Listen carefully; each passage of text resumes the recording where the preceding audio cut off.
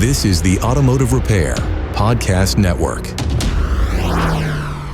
Everybody, Carm Capriato, welcome. Remarkable Results Radio, 11 years strong. Today, sitting in the background somewhere is Chris Cloutier, and he is the most perfect person to come on and talk about AI.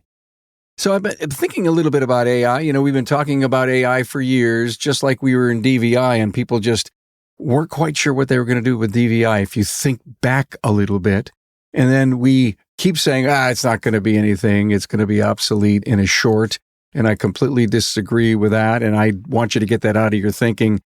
We're also going to talk about front of house, back of house, recruiting and production and productivity. AI can help me with that? Really? You're going to just love this episode. Trust me. And thank you so much to our sponsors on the podcast. Take your NAPA Auto Care Center to the next level with the NAPA Auto Care Gold Certified program. Gold Certified shops, well, they stand out. Build trust and enjoy exclusive benefits designed to drive business growth. Contact your NAPA representative today to get started with Gold Certified. Hey, did you know that NAPA Tracks has on-site training plus 6 days a week support? It all starts when a local representative meets with you to learn about your business and how you run it. After all, it's your shop, so it's your choice. Let us prove to you that Trax is the single best shop management system in the business. Find NAPA Trax on the web at napatracs.com. Hey, welcome back. Don't forget about our app, everyone. For your smartphone, the Ultimate Professional Automotive Repair playlist. Read show notes, watch the videos, link with our sponsor partners. Get all the shows in our network. There's the wording, Automotive Repair, podcastnetwork.com/app. And thanks to all the guests who've come on over all these 11 years who've contributed to our Automotive Podcast Network shows. I appreciate you giving nature and to help support the industry. Let me introduce my friend, Chris Cloutier. Hello, Chris. Hey, Carm, how are you? I'm great, sir. CEO, founder, autoflow.com, and CRM for your auto repair shop. Yeah, and then proud owner of now a third Golden Rule Auto Care in Dallas, Texas. We just opened up a third shop at the beginning of the year, and it's been wildly successful. So yeah, multi-shop owner, auto repair shop extraordinaire. Sometimes I'm the windshield, and sometimes I'm the bug, and in a day, I'm usually both. And you can understand that, right, Carm? I am truly a serial entrepreneur. We won't even talk about the real estate company that I own on the side, right? Yeah. That's right, Chris. Yeah, your entrepreneurialism just kind of comes out. It does, yes.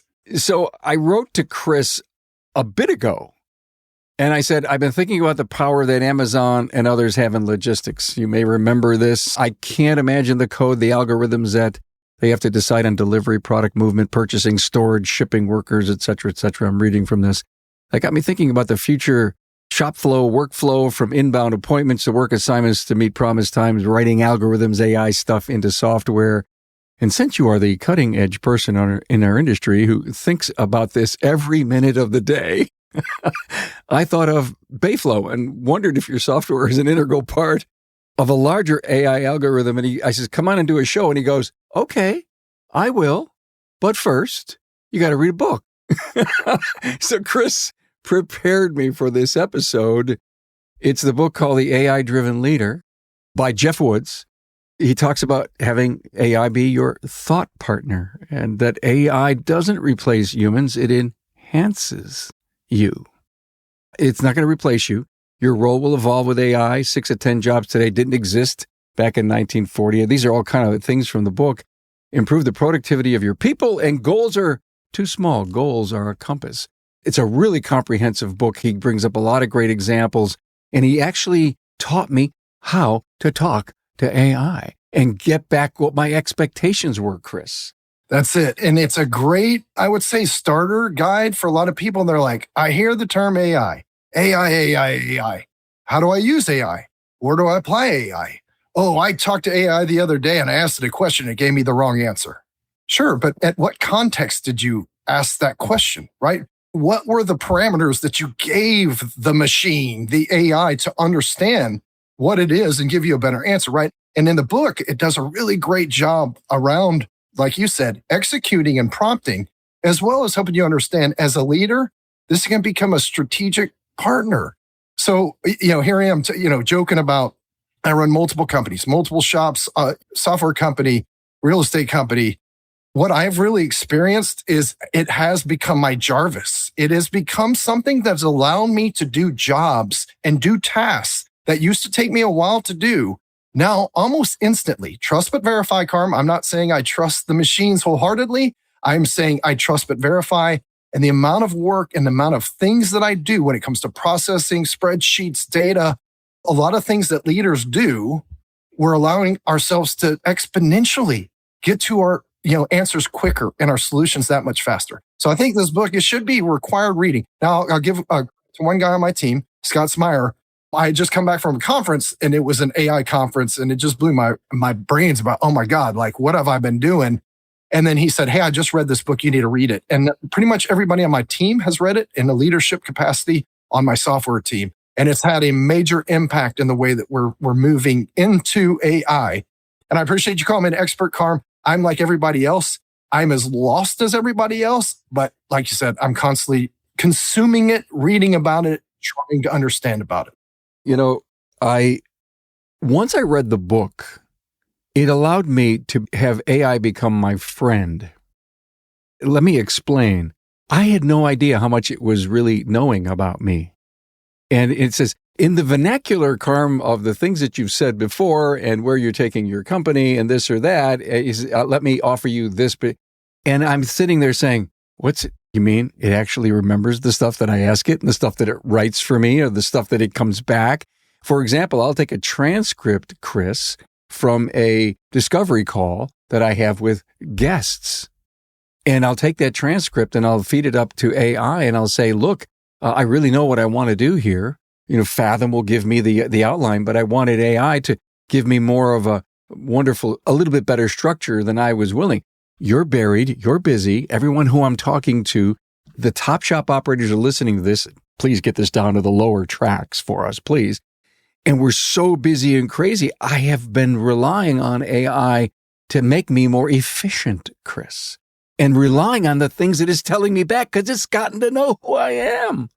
Without question. And, there's a lot of fear around, telling the machines too much because Craig brought this up, and Craig's part of your network. And he brought this up, which was brilliant. He goes, Chris, how long have we been using Google Docs for? And I'm like, man, for 10 years, 12 years, 15. He goes, yeah, they've already been stealing our data, right? I mean, all their models are built out because it was free. And if it's free, you're the product, right? I'll give you a good example, Carm, of how it saved me in buying this third shop, right? Anybody who's gone through trying to get an SBA loan, there's a lot of documentation, paperwork that's going to go with it. There's forecast projections, all these other things you need to do. Usually it takes some time. Now, all the financials and stuff, I have a good accountant, so I was able to get that quick. It's you start getting caught in the minutia of all these little documents you got to provide. Carm, I was able to return this around in hours. Here's my old projections. Here's, what my current business is doing. Hey, go fill this sheet out that they need for me. And within a couple of prompts and a couple of different massages, here I had all this information that was going to take me a week. And I know how I work, and I probably work like a lot of entrepreneurs. I'm going to start here. I'm going to work on it. And then, squirrel, I got to go over here. Let me go over here. And then I'm going to go back to it. And we know that context switches are super expensive anytime we've got to switch from task to task. So it allows you to kind of focus on this thing, get a good result very quickly, and then massage it, and then really complete it versus this context switch going back and forth. But I'm telling you, Carm, I saved days and days and days of paperwork that I would get for this SBA. Like you're using it. Here's just one of 1,000 examples of how you can leverage, once again, the machines. Thousands. Were you the one who told me that you loaded up some resumes? My funniest story about the resume is that me and Cody, which works for my software company, we had this brilliant idea that we're going to get AI to write all our job descriptions of what we want, which was great. We fed it. Now, here's the thing. What's again about AI? It's as dumb as you want it to be, but it's as smart as you allow it to be. So we loaded it with all the things we wanted and all the criteria and all this. And so we posted this job ad. And then we start getting these really great, resumes, but we start getting flooded with resumes. So we took, and I'm like, I got this idea. Let's take them all and let's put them back to the machine and let the machine go through and grade them. Well, then we started grading them and getting, really good ABC based off this criteria. Here's what we see. Carm, the problem was, and this is in tech, we haven't seen this over in auto repair shops with technicians, but for software engineers, what we started seeing was, wow, these resumes start looking very similar to the last ones we got. Oh, and the last ones we got. So you've got AI versus AI. You've got AI writing the resume, and then you've got AI grading the resume, and then and I swear we did one interview, Carm, where we were talking to a guy who was using AI. It was not a person. It was really like an AI persona of this guy, and it was insane. But it was taking a couple seconds to respond, and it was just this real awkward interchange. So yeah, we thought it was funny. AI versus AI, and it was just crazy. Wait a minute. You didn't hear Will Robinson, danger, danger. Close, Carm. It was insane. The delay was like, hold on, this is weird. Like, why are you waiting? You think you got duped? Well, we didn't hire him. So without a question, there's a lot of people that are leveraging it in all kinds of different ways. And what technicians, I have not seen this yet. Service advisors and those resumes that we do feed into the machines to say, hey, let's look at some of their qualifications, anything that stands out, any red flags that stand out. Go do a little research on them. See if you can find more on them. If you got a Facebook or, I know there's some legalities around, you're not supposed to do some of this stuff, but, I think that allowing it to kind of go and do some background checks for you is okay. As long as I don't know, if you're having somebody fill out a resume and you tell them you're going to do a background check and all that on them, then it's all legal, right? So at your stores, Chris, are you saying to your service advisors, your whatever you call them, client advocates, to use AI to improve RO descriptions and for your guys in the back to write a little bit better prose to send up front? Yeah, so Practical Sense was AutoFlow back a year and a half ago. We launched AI Technician Rewrite Notes, where is exactly that. And Carm, I wrote this, here's the thing, I'm going to claim to be still a shop owner who is still writing software for the industry, and I eat my own dog food. I do. So I had one of my technicians who had a problem with English. He's just not great with English. We had this joke, and it was like, oh, so-and-so, he likes to use the word sipping whenever there's a hose leak. Instead of seeping, he puts S-I-P-P-I-N-G versus S-E-E-P, which is a simple mistake. I could probably make the mistake too. And so we're like, how can we solve this to where a customer doesn't read it and go, oh my God, how can my hose sip? So we wrote the AI Technician Rewrite Note where you can click a button and then basically it rewrites it to say, hey, this is leaking and here's the reason why it's leaking and here's, some remedies for it. Now, it's funny, as of recently, I've had shops come back on me and they're like, oh, your AI notes is not very good. And I'm like, okay, once again, context of what it is helps. So, if you have something and it's like air filter bad needs replacing or air filter dirty needs replacing, like the more you tell it, the better it is versus air filter bad. Okay, like how bad is it? Like it's with any human that you communicate with, to what degree do they interpret what you're trying to tell them? So once again, the more context you can put around what it is it's trying to rewrite for you, the better the outcome will go. And once again, Carm, you probably got 1,000 examples of people who have come to you and said, it just don't work. I tried ChatGPT. I put in like, it whiles the world round and it gave me a bad answer. But as an example of just AI Technician Rewrite Notes, give it a little context. And it does a great job, Carm, of making your shop seem very intelligent and your technicians seem 10 times more intelligent than what they appear to be, even though we know technicians are extremely intelligent, but they didn't go to school for grammar. What I just heard you say about people trashing something that comes back to them that they don't like or they don't believe in, I'm an individual, and I think like you, I have a wider attitude on things. And I think people have to have a wider attitude and not jump on the first time you are uncomfortable. And because I always believed garbage in, garbage out. You lived this your whole life, having been in software. And so if you're going to say something that's not, AI is not going to understand 3 words that I'm asking it to do something for me. It's just not. And that's what the Thought Leader book brought me, is you've got to really communicate with that AI bot or whatever. You've really got to tell it a little bit more about what you're looking for and a little bit of the why you're looking for it. Then it's going to come back and may even ask you a question. Oh, in the vein of the last time you did this or blah, blah, blah, blah, and I can do this. And then it writes something. You don't have to accept it. You could go on and say, do this, shorten it, make it right, I'm loving the fact that, damn it, Chris, I'm having a damn relationship with a computer. So, and then in the book, it talks about that, right? It talks about prompting and saying, hey, tell it that it's your strategic thought leader and that you're going through this drill with financials, and then say, hey, ask me a question one at a time until you get enough context behind understanding what it is that I'm trying to do. A lot of people don't realize you can tell the machines to ask you the questions one at a time, and then you can get that context like you're talking about. So it gets the context of what you're truly trying to do. Yeah, the one at a time thing, he repeated that in every chapter. One at a time. Please ask me these questions one at a time. I found that to be so powerful. It was an alliteration inside of that book. He was talking about, and again, we'll always bring this down to our industry, but he's talking about big corporate executives looking at strategic plans and working with their executive team, trying to figure stuff out. And I started to think about, I'm ready to buy my third store. Chris, sounds familiar, right? In the bank, my partner, needs to give me some money because they know I can pay it back. And I've got a great plan to pay it back in 5 years, but they want to see a business plan from me. I go to my accountant, he's busy, it's tax season, blah, blah, blah.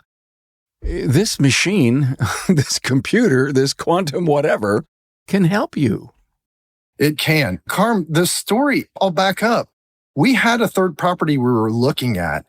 And my brother, who's my partner, he's been partner in shops for a long time. He was technician, Patrick. We kept going to the shop and I'm like, Patrick, this is the one we need to buy. We need to buy it. And he was like, man, I just don't have a good feeling about it. So I'm frustrated. I'm negotiating a price. I get a good price. And so I'm working with AI and I'm like, okay, what it's worth? What are some of the comps around? Blah, blah, blah.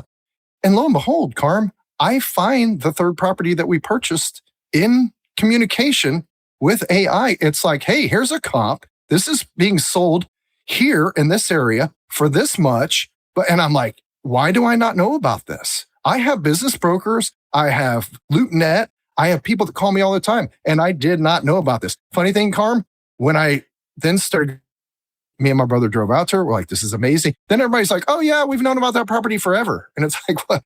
But the machine helped me guide me to, not only negotiating on this, trying to find this one property, but then getting all the documentation together to purchase this property when it comes to business plans. I have business plans. I'm a business guy. You know that. But my business plans aren't always up to date. So running it through and saying, hey, let's update a couple numbers, update a couple slides in here. It is, once again, something that has exponentially allowed me to do things in a much quicker fashion as a leader, right? Versus, oh man, it's going to take me some time. As a leader, Carmen, and you do a lot on leadership in your podcast. Leadership, a lot of times we're doing one-off tasks, right? When you get to a true leadership position, you're not doing the things over and over again because you've already hired somebody to do those things over and over again. So the one-off tasks are those things that you have to think about. They're the strategy sessions. They're the forecasts. They're the SWOT analysis. They're the this, the that. You can't go give it to an admin. You can't give it to, you have to put thought through it. So I think, once again, what I've learned with AI is, wow, I have really allowed myself to exponentially expedite some of these tasks that I've done as far as leadership goes. Now that you know what it takes to become a NAPA Gold Auto Care Gold certified shop, let's talk about the real value, what you get when you achieve gold. This isn't just about status, it's about tangible benefits that grow your business. Gold certified shops receive premium placement on NAPAonline.com at no additional cost. With millions of site visits each year, your shop will be one of the top options consumers see when they search locally. That visibility, it means more cars in your bays. You'll also get $1,500 annually in marketing funds for pre-approved, co-branded messaging, helping you connect with your community while benefiting from the national reach of NAPA branding. Combine that with preferential referrals, and you've got a powerful marketing advantage. Gold certified status enhances consumer confidence with an extended 36-month, 36,000-mile peace of mind warranty and local labor coverage, proving you stand behind your work.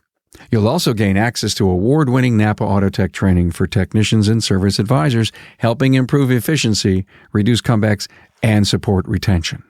Additional benefits include NAPA credit card financing rebates, year-round peak performance promotions, NAPA Tracks shop management software, Smart Sign Pro customer engagement displays, a team tool rebate to invest in your technician's success, and a $300 annual credit toward Master Technician or Blue Seal ASE certification. Gold Certified membership is designed to help you recruit, retain, and deliver the best experience to every customer. Are you ready to elevate your shop? Contact your local NAPA representative today to see if you qualify and start your journey to Gold Certified. Contact your local NAPA sales representative today to see if you qualify and start your journey to Gold Certified.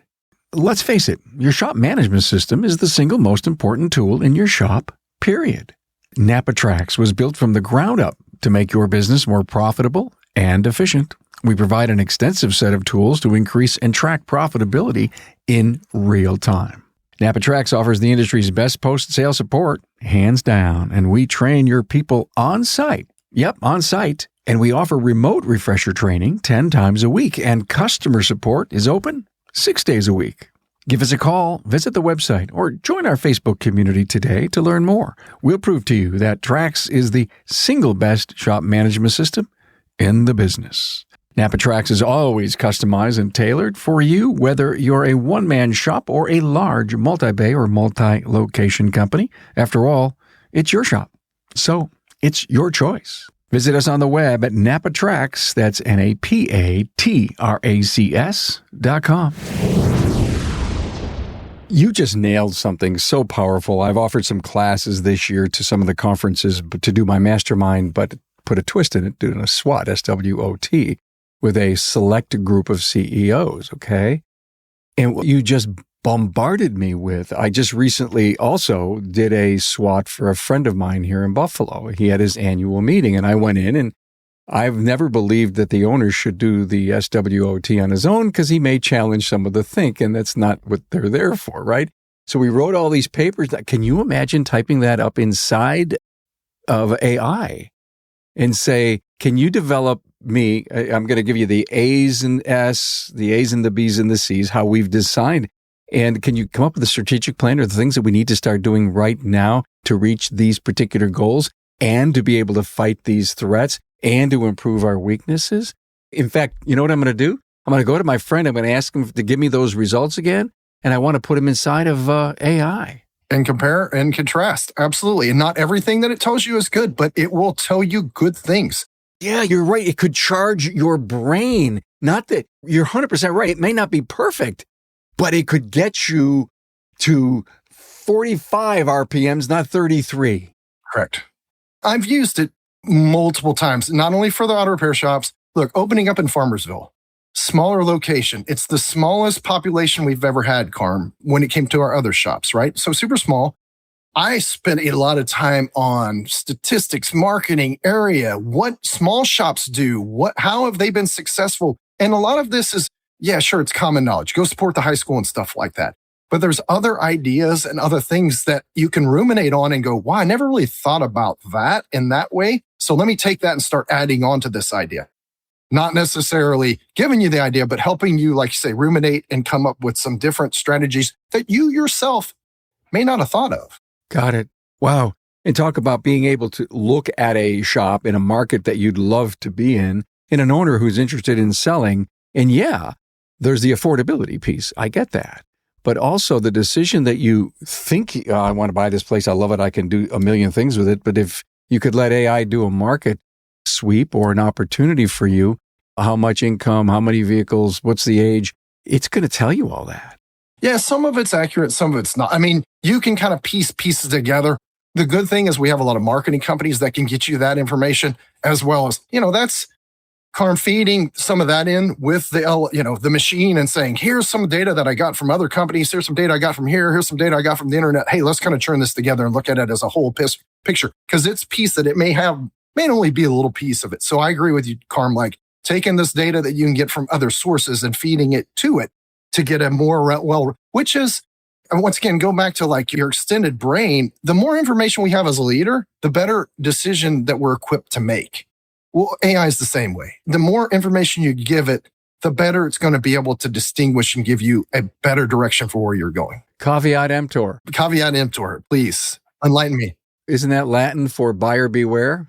Sure. Yes. Okay. Probably. Buyer beware. And so if I'm going to push that information and it's going to tell me, yeah, buy this place real good, and you didn't check the sourcing that you got from your AI, again, what a tool. And if that tool can be accurate up to 75% or allow you some more time to do the other things that we're time challenged for, I would say that that document that you're printing, that you're putting down inside of all the work you need to do needs to be referenced, but you're sitting down with one of your people and they've got an opinion and an idea. You have them on your team for the right reasons, but it doesn't necessarily mean they're right in every case. Carm, you're absolutely right. And if you see it as that other person, as another person on your exec team, that's going to give you their opinion. You don't have to act on any of your people's opinions. You're the leader. I'll tell you this, Carm, right now. So you've heard this term probably. Right now is the worst AI is ever going to be. But right now is the cheapest AI is ever going to be. So let's think about technology and technology terms and what recently happened, let's say with Netflix and streaming. Remember streaming 5, 6, 8 years ago, Carm? You could $10 and you could have no commercials and you could have every movie you ever wanted for next to nothing. What has happened to streaming? It is worse than cable now. It is, oh, well, you're paying this when you got to watch commercials now. Oh, you got to pay more. Oh, but you have to have 17 subscriptions to, because that movie, well, yeah, only they have access to it. So you see what I'm saying? Like, it's going to turn into that. So I would suggest anybody listening, like, now is the greatest time to get in because tokens are cheap, right? And that's, everything's based off of these tokens. So you go to talk ChatGPT or Claude or whatever is your favorite, Grok, there's so many out there. It's all based off tokenized data. And right now we're getting in at the ground floor. In 5 years from now, Carm, it's going to be subscription on subscription on subscription on subscription. It will be killed with the amount of costs that we have. So that's another thing I keep, trying to emphasize to people, like, man, you can go for $20 and buy these subscriptions to these genius models and leverage them. Run one versus the other. I mean, Google's got Gemini. Like, there are so many platforms and apps out there right now that you can run against that are just wonderful. You gave me a chart, ChatGPT, Mid-Journey, is that AI? It's a picture, video, picture thing. Yeah, I gave you a couple, yeah. Oh, video thing? Claude, I mean, God. So, front of shop, back of shop. Let's talk about some of the uses that you are currently doing in your shop and the software and all the people that you know in the industry. What's going on front of house? Are we using it to help translate some of the junk we're getting from the back to have a much more warm and friendly RO?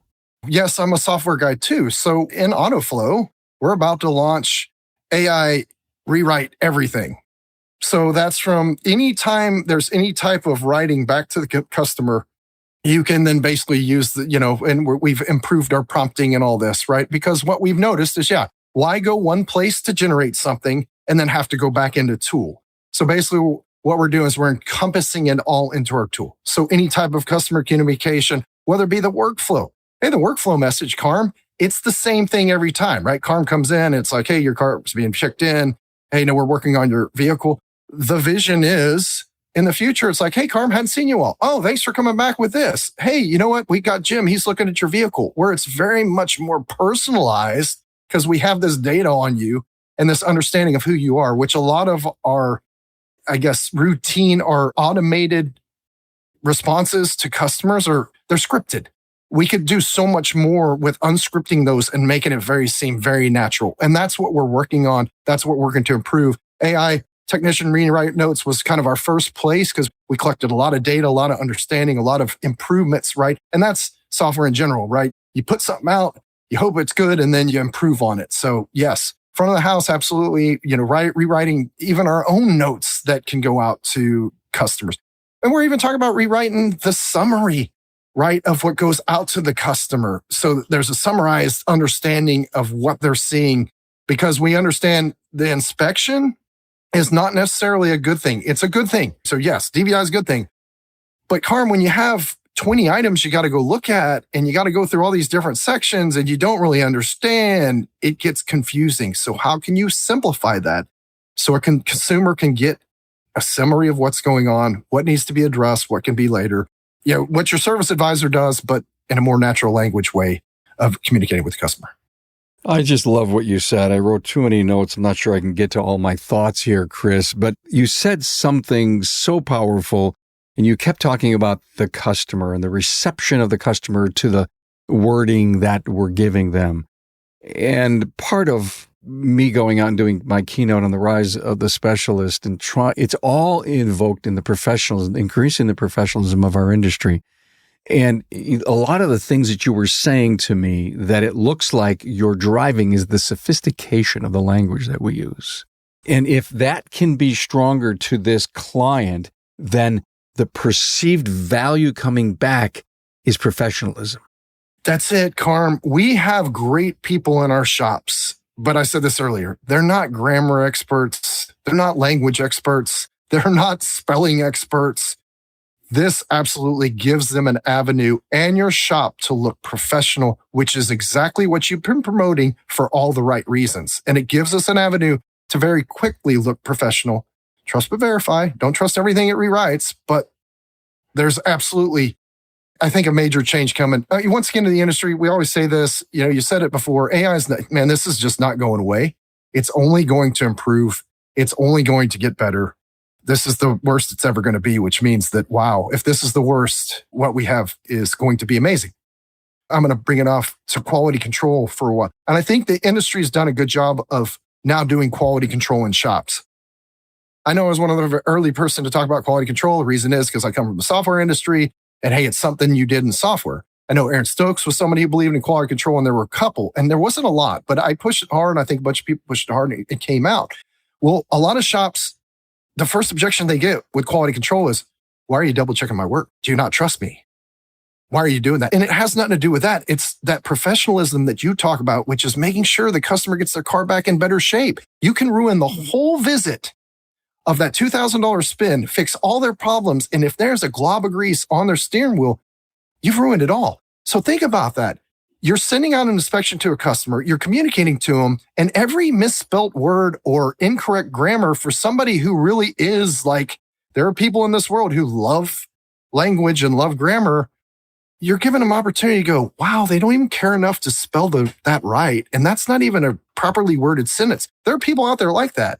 Why would we ever give ourselves an excuse not to deliver that professionalism to them? Chris, to your point on the QC, my son went to a shop, my shop, one of my greatest friends and customers back in the day, drove his car away and his left rear tire was further ahead of him than his car was.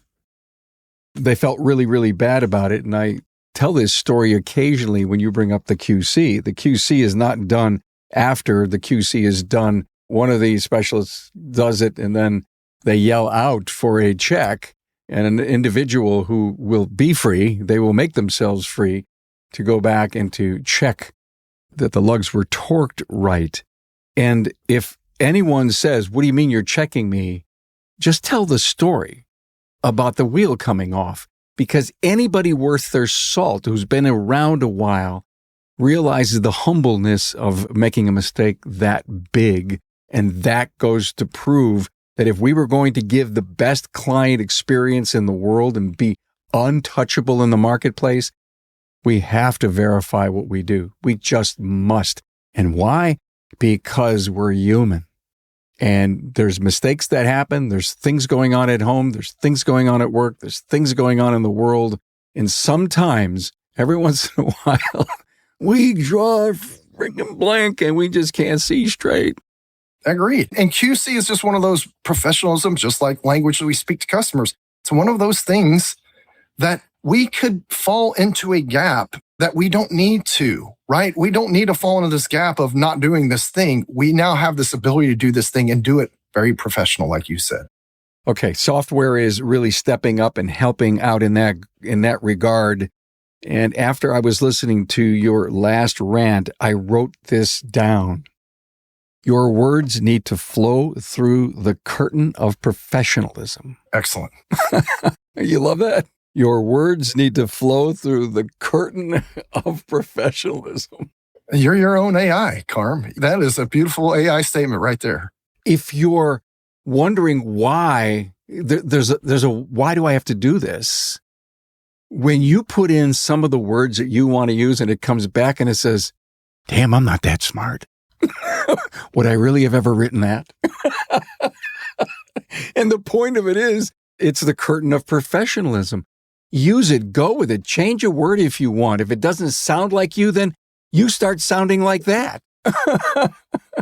Exactly, Carm.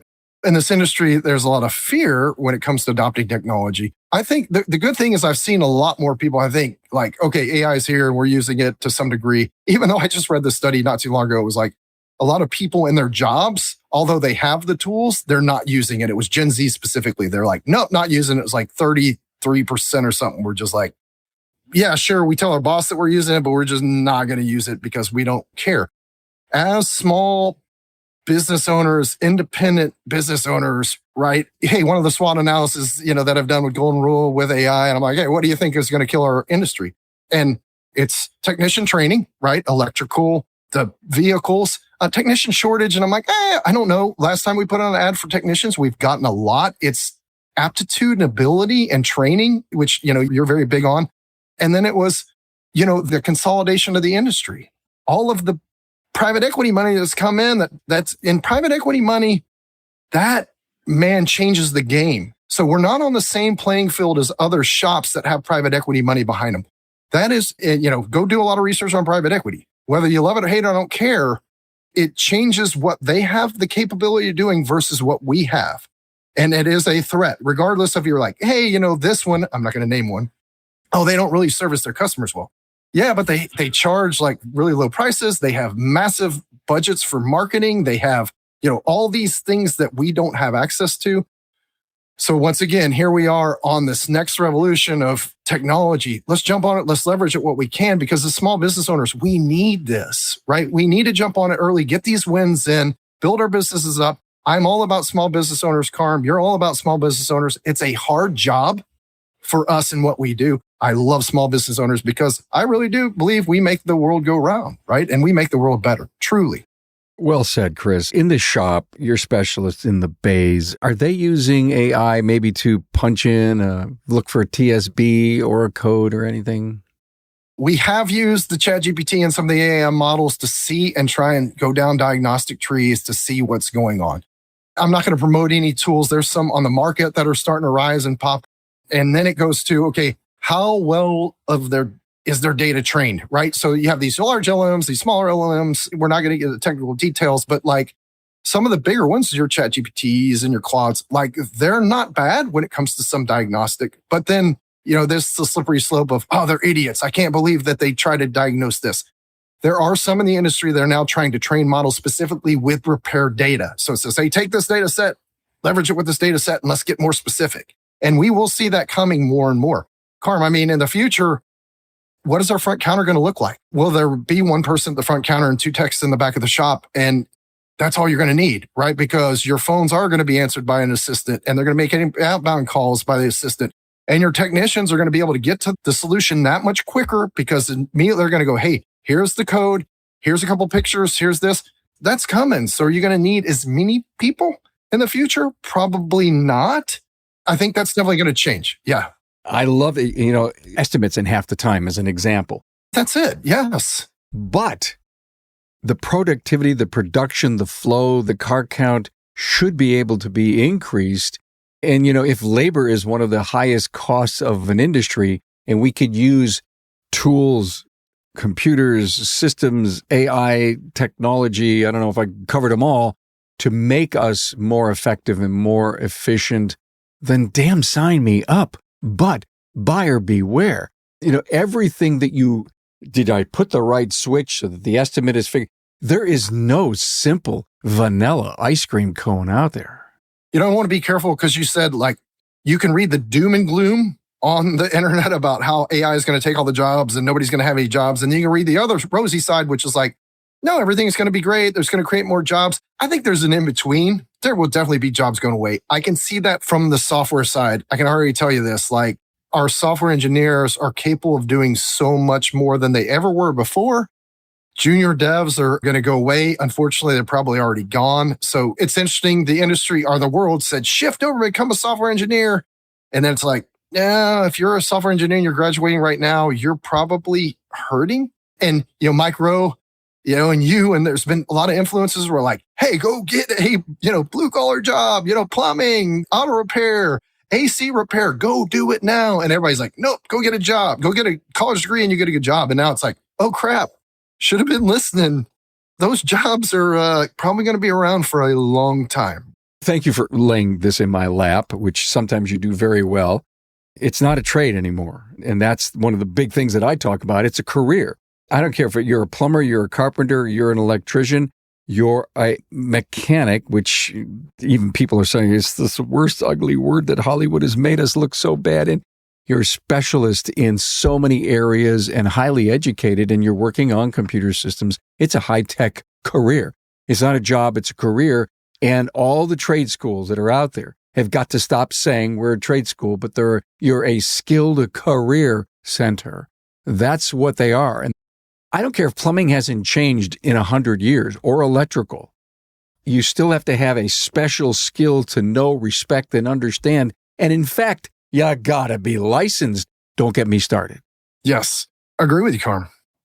Your rise of the specialist, I think all of the things that you have been promoting, you wrote that 2 years ago? A year and a half, year and 3/4 ago, yeah. So you are on the cusp of what is coming. And so I love you, I do, and I love what you promote, and I love that you help the industry. But man, you're really on to yes, and man, kudos for you for seeing this, understanding this, and helping this industry rise. AI will help it rise too. The veil that you're talking about of, language. And look, one of the other things we have a problem with sometimes in our own shops is, oh crap, we don't speak Spanish. We're in Texas. Well, hey, you know what? It's pretty easy to translate back and forth with AI and all the. So just think about some of the communication barriers and some of the things we're going to be able to help us, once again, stay professional. And that's it. Trust but verify too. Don't just blindly go off and trust everything it says. But I think these breakthroughs that we're seeing now and will continue to see will be big gains for this industry. Huge gains. Well, how interesting. I've got this client of mine that really speaks a little English, but not a lot. And I got by with him on the phone and in front of me, but here it is. I want to send him this estimate. And smart me says, let me throw all my right words after I've done it in English and worked with AI and my team. Let me pop it in there and says, can you give me the Spanish translation for that? And then I send it. And they light up because they now understand a whole lot better than me or them listening to my broken English or their broken English or whatever. But that's dazzling. That's what makes for a great client experience, thinking outside the box. Okay, so I had a wild thought about, okay, I'm bought in and I'm not going to fight it anymore and I'm going to go play with it and I'm going to do these things and I'm going to go read that book and I'm going to listen to this episode a couple times. Can I go to a Vision last year? And I don't remember. Is there a seminar where people are going out and teaching how AI works in the shop? I'm going to do something you're probably going to never invite me back on your podcast for, but there's a podcast called All In, and it's got David Saxon. It's all these guys basically from the Valley, from Silicon Valley, a bunch of angel investors and big investors. And I'd suggest to you too, Carm, it is probably one of the best, other than yours, outside of the industry. These guys are once again all geniuses, all billionaires multiple times over. And they are constantly talking about AI and the models and how it's affecting the industry. And so it's called All In. And once again, I believe yours is the best podcast in the world. They claim theirs is the best in the world. But for me, it's been a great source to hear real-time, very smart guys who are very connected to this whole industry right now, talking about all the ins and outs. Now, they do talk about some politics and wars and stuff like that. You can skip through that part. But the tech part that they talk about and the real world, what's going, like they just had one on, it was cybersecurity risks with this Claude Mythos. So Claude Mythos, right? Oh my God, they didn't release it because basically they're saying it is such a kick-ass model that they're releasing. It can go find these security vulnerabilities and all the software and it can exploit them. So they're giving it right now to a certain number of big companies and small companies and letting them fix things before they release it because it's so badass. that is truly scary when you're thinking, oh, so that could be some publicity there, but they talk about this. They talk about this new model and what's going on and why it's smart to hold it back, why it's not good. One of the guys is like, giving somebody 100 days to fix this is not going to happen because you realize in software it takes so long before you can patch these things. So it's really kind of more, smoke and mirrors or whatever, but very insightful. So, a lot of people are starting to talk about it, Carm, in our industry, but I'm finding more resources outside of the industry that probably have more expertise in it, right? Because there's so much to it and there's so much depth to it to understand kind of this higher level. And this has been one of my sources that I'd suggest strongly. I can see shop owners, though, going out and submitting a class to some of the conferences and says, how to AI. They're not an expert. They didn't write it, but they can share how they've integrated it. And so I'm challenging anyone out there who says, hey, I know AI, I get it. Well, I think the industry needs a class or two, even if it's a video, if it's an online class. Every time I think of AI, I think about the computing power, Chris. This is going to be our final thought. The computer power that it takes to do what it does in microseconds, okay? And I just wonder if in these data centers, IBM is building quantum computers to put in there. Oh, yes. Quantum computing is that is the holy grail of computing, right? Because it's, they talk about it's another qubits, right? Holding all states at all times, but then they're unstable. But then they're like, hey, we can use AI to stabilize it, which I go do there's some interesting articles on how now Bitcoin is worried about quantum computing because basically it was like it could break Bitcoin, cryptography or cryptology in like seconds, where it was like, oh no, Bitcoin's going to take 1,000 years with the technology. And so now they're trying to figure out how they can improve this. So when this thing does come out, because there's absolutely a problem with computing power, with energy. I was just in Louisiana spending some time there for business and pleasure. In the small area where we go a lot, they're putting up a couple data centers. And I'm like, oh my God, and I'm like, yeah, that makes sense, right?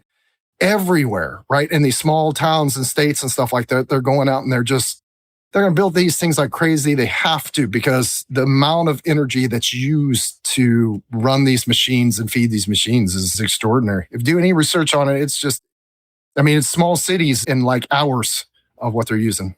I had a crazy reason to bring that up.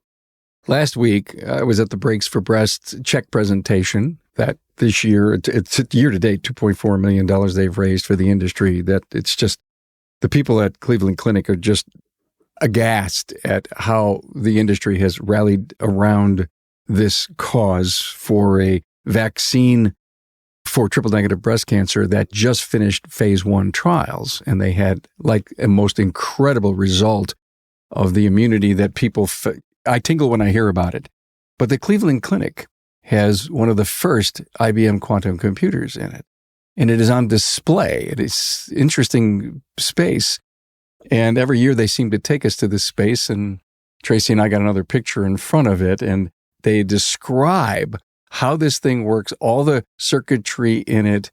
And you could go behind it and you could see things. I mean, there's a lot that they don't show you in this glass room, standing all alone in this big, if you will, you walk into a hotel, what do they call it? A lobby. It's on display in the lobby. And then I asked the doctors, I says, you guys are using this? He says, oh yeah, every day for research. Every day for research. Minus 472 degrees Fahrenheit is the cold that they have to keep the chips responsive. God almighty. I'm sorry. I'm blown away by it and where our world and technology is going. So everyone, if we are building hardware that's going to keep up with our software, then you need to make AI part of your world. Make it a part of your world now. You get in. It's the early stages of Netflix. Get your subscriptions now. Use it, abuse it. Figure it out, because if you get in later, it's just going to cost you more money. Eventually, you're going to have to get in, right? Eventually, you're going to have to buy the subscription. Get in now while it's cheap is what I'd say. And I would say too, Carm, also trust but verify. We're going to see new vendors popping up. We're going to see, and I'm always, ask, shop owner, ask who they are, where they came from, give them some history. Be careful of the fly-by-nights that come in get a bag of money and swoop out. Because, we'll see that. And it seems like kind of, I've seen it once or twice in the industry. And I always hate it because, once again, I love shop owners and what we do. Everybody's trying to work hard for their dollar that we earn. We take care of a lot of people that are in our flock that, the Lord's, asked us to shepherd. And so when outside wolves come in, it bothers me. So yeah, trust but verify. Ask me, ask my team, ask Harm. We're open books when it comes to trust but verify. Thank you for your smarts and your wisdom. Always a pleasure to have you on the show. Chris Cloutier, autoflow.com, Golden Rule Auto Care, now with their 3 stores. And also a sponsor with me in the Remarkable Results Toastmasters. We have a Toastmasters page on our website, /Toastmasters. Go and get involved in that. And, I continue to be active in there twice a month, every first and second Thursday. There's a little plug for it, right? Plug it away. Hey, regardless what AI does, being a better communicator, a more effective communicator is a good thing. Oh, I love your point. Oh my God, let's go back.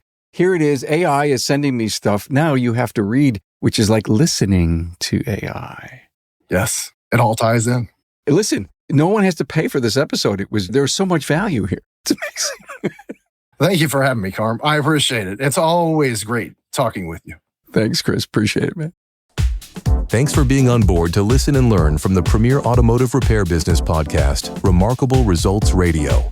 Get your episodic education on the ARPN listening app at automotiverepairpodcastnetwork.com. Also enjoy the podcast on our Carm Capriato YouTube channel. Carm is all for advancing the professional automotive service industry. Until next time.